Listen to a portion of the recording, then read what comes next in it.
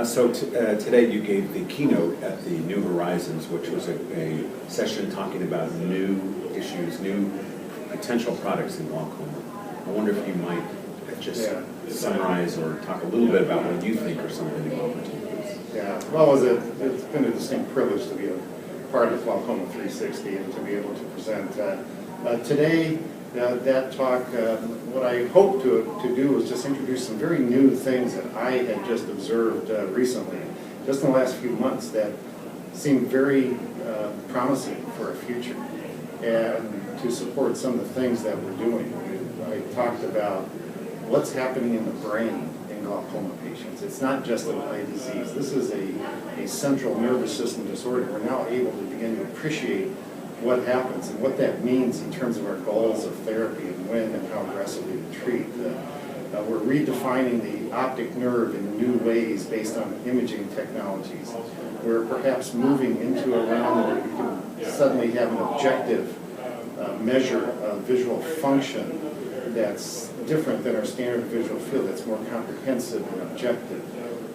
I think that we're moving into an era of better understanding of neuroprotection and how that can change what we do in treatment. And finally, I ended up talking about surgery and all the innovation that's occurring around glaucoma devices and the investment that's being made. So it was a potpourri of topics, but was really meant to bring together a lot of the science with the clinical aspects of medicine, with industry developments that are all, I think, creating a very bright future.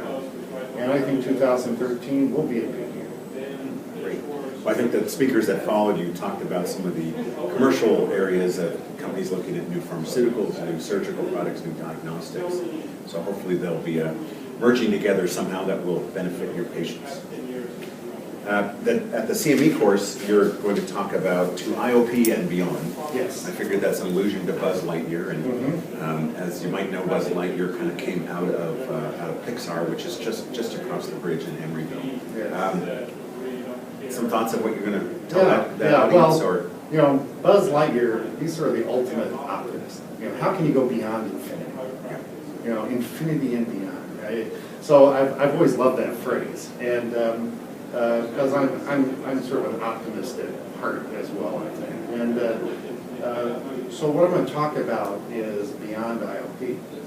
There's a lot beyond that, and put it in the context of risk factors. There's several risk factors for prevalence of glaucoma, incidence of glaucoma, for whether or not glaucoma is going to get worse. Most of which we can't really modify or we don't understand. But there are some things, and in particular, the one thing I'm going to challenge everyone to think about is ocular perfusion pressure and blood flow. That is something that we can maybe begin to address that can have impact on disease. So I think we need to go to IOP and beyond. And I'm optimistic that that's going to make some differences in how patients live. But another thought, obviously, you're an ophthalmologist, so you're a physician as well, and medical care has changed a lot, again, over the time since you were in med school, and patients are living longer. Right. And I wonder what that means to the glaucoma specialist. Well, you know, unfortunately, it means a lot, and not necessarily in a good way in some respects. We frequently say amongst ourselves within the glaucoma community that our biggest enemy in glaucoma treatment is time. And that's a recognition of the limitations of what we can really do to arrest this disease. So we're in this race against time, hoping that the patient eyes will outlive them. Right. And with the aging population, I think that places an additional burden on treatment and challenges us to do better. Otherwise, more patients are going to lose vision, and they're going to outlive their vision, which would be unfortunate. So I think it does place an additional burden on us to do better, to not talk about just slowing the disease down, which often we're happy with because we sort of can sense what the lifespan may be that we have to get through. But we're going to have to think more about arresting this disease, because when patients are living 10, 15 years longer with this disease than maybe they did a generation ago.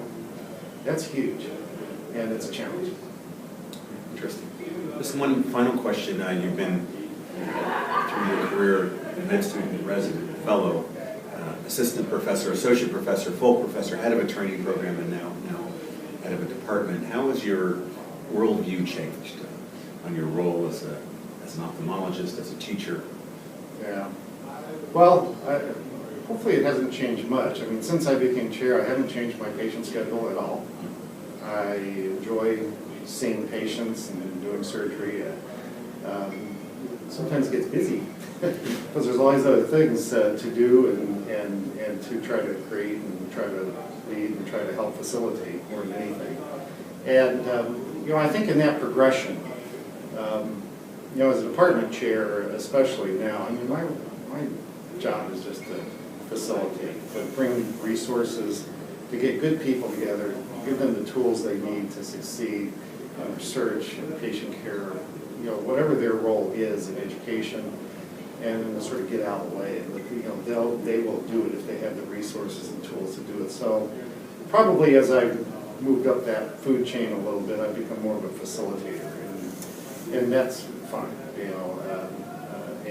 and that's a fun thing to do, actually, and to help continue to educate the next generation of ophthalmologists, advance discovery. Some of our new scientists are just exciting people to be around. They're enthusiastic. They've got great ideas. They're fun. And likewise, more patients need care from us, and we want to be there to do that. That's great. Anything else you want to tell our readers, or? No, it's Glaucoma 360 is really a unique coming together, I think, of not just physicians, but of researchers, of patients, of industry, of philanthropists. It's really been very interesting. I wasn't aware of all of that existed around this meeting, and it is very interesting. It is 360. It's the universe of people. Research doesn't happen without philanthropic support. It just can't be sustained. Clinical care can't advance without industry, but it also can't advance without federal funding and other sources as well. And bringing all that together in a single meeting, I think, is a very unique and worthwhile endeavor. And I congratulate the Glaucoma Research Foundation, everyone associated with the meeting, Adrian Graves, Andrew Ewok, and those that got this meeting started, such as Dunbar Hoskins and Jack Hetherington. I mean, they created a wonderful environment for a meeting like this. Great. Okay, thank you.